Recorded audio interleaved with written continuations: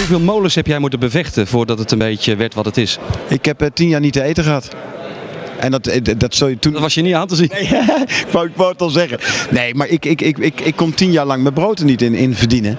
En ik ben eigenlijk in 1982 had ik besloten om de muziek in te gaan. En in 1992 kreeg ik mijn eerste gouden plaat.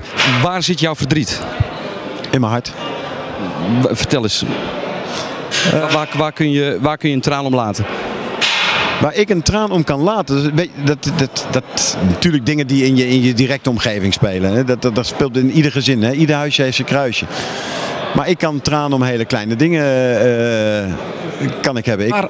Waar zit jouw geheim? Want ik hoor heel vaak natuurlijk in de branche van ja, god, zou ik bij Emiel geen plaats zijn? Maar waar zit het in? Nou, het is alleen maar liefde voor muziek. En ik ben het publiek. Ik ben in mijn onderbewustzijn ben ik wel met mijn vak bezig. Dag en nacht, 24 uur. Maar op het moment dat ik ermee bezig ben, ben ik zelf een fan van dit genre. En zo schrijf ik ook. Ik schrijf alleen maar vanuit